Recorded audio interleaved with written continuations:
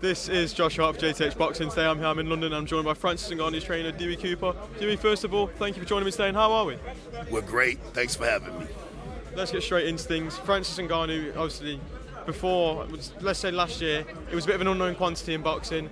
People were saying, this is silly, he's not going to have any success in this sport, and here we are, fight number 2 as a professional. While it might didn't get his hand raised last time, he earned a lot of boxing fans' respect. Just how excited are we for March 8th to go again?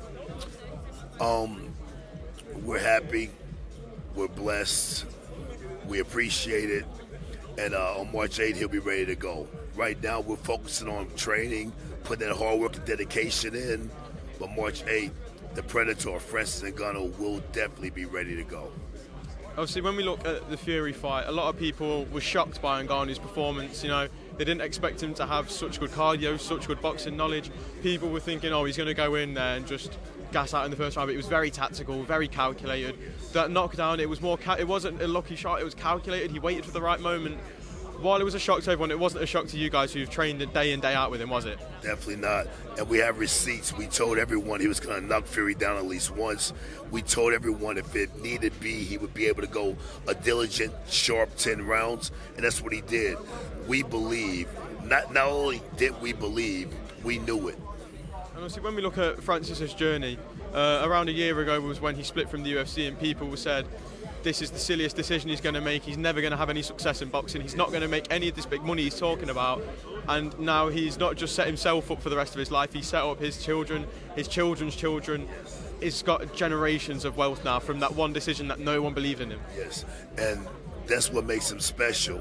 How many of us are willing to step off that cliff not knowing if we're going to be paralyzed, killed, or be able to get up and walk away from it? That's ultimately what he did. But see, that's why you always have to bet on yourself. You always have to believe. As long as you have a strong belief and you believe so hard that you know you can do it, no one can deter you. And that's what Francis has done. Obviously, it's not the first time we've seen Ngannou be in places like this where, his whole life he's been doubted. He never looked like he had a chance. And when you look at just his life as a whole, it's almost like you can make a movie out of his life, couldn't you? Imagine you, me. You grew up in the UK, I grew up in the US. Imagine having to dig sand just to pay for your school supplies in elementary school, pencils and a notebook. Imagine you have to dig sand or you can't go to school. That's just something different. Like you said, it's from a movie, it's a film. It's an exaggerated action suspense. But unfortunately, it was his real life. He had a hard upbringing. He had people always doubting him, and somehow he took that negative and swirled it and transformed it into a positive. And that's what force that pushes him and propels him to this day. He's a magnificent person with extraordinary abilities, man. And when we look at March 8th, obviously you go to a little generic question. I'm sure you've probably been asked this all day, but how is training camp going? How is preparation looking for Francis ahead of March 8th against Anthony Joshua? Camp is going well. He's working hard like always. And like I said, March 8th, he'll be ready. He'll be ready for sure. And when we look at Anthony Joshua as an opponent, obviously without giving away your game plan, what do you see in him that Francis can exploit and get the victory on March 8th?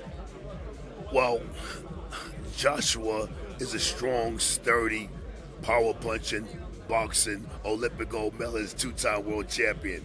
So it's not too much to exploit. He has a good conventional style. He's good everywhere. So we'll create things, and we'll be prepared for what he has to do. And that's all I can say at this point. Joshua's strong, but he will be there to be hit sometimes. And that's going to be catastrophic. And obviously we saw it up on the stage. Eddie Hearn, obviously, before the Fury fight, was saying Ngannou, like everyone said, had no chance. But on the stage, he gave Ngannou his flowers, he gave him his respect. Do you reckon it's good to see things like and see Ngannou getting the props and the respect that he deserves after that fight? Absolutely. It's always good to see people who deserve their credits get it. But even if they didn't, so many times people have not given him those flowers, so he can care less. At the end of the day, he's going to stay driven and keep that burning desire to keep proving it to himself exactly how high he can get, how high he can go, and that's his motivation. So we appreciate Eddie showing love. But I like what Eddie was saying. He was easy work. He'll get stopped in 3 rounds because that's just extra motivation for Mr. Ngannou. And that's why Eddie did say those things here, because he knows he does not want to give Francis Ngannou extra motivation. But don't worry, we're going to give him that extra motivation in the gym. Do you reckon that's what happens? Obviously, you see these comments. Does that all just add extra fuel to the fire when it's getting tough in the gym and when it's getting a bit, even though in your head you might start saying, "Oh, I might add a little bit too much now." But when you see all these comments online of people saying, "Ngannou can't do this," this is far too much. Is that what really pushes you guys to work him hard in the gym and make sure he's in tip-top condition? Well, remember, sometimes all the negative affects people adversely, and they actually fall victim to it and become what the people say. That's all about the individual. In Francis's case, it has motivated him and gave him more motivation to be bigger.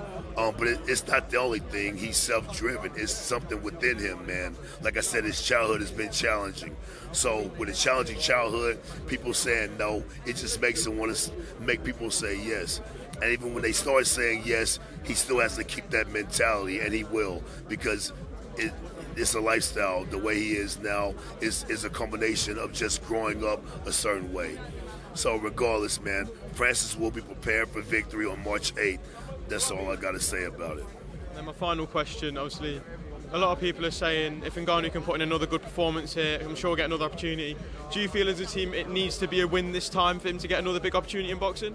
Well, every time, me as a coach, every time we fight, we want victory, we expect victory, and anything else is not the expectation. We'll say it that way. I don't look at ifs and one thing, win, victory, and that's what we're focusing on. We're not thinking about anything else. Our goal is for Francis to be victorious against Anthony Joshua. Dewey, I think it's a great place to leave it. Thank you very much for your time and best of luck in Saudi Arabia. Thank you very much.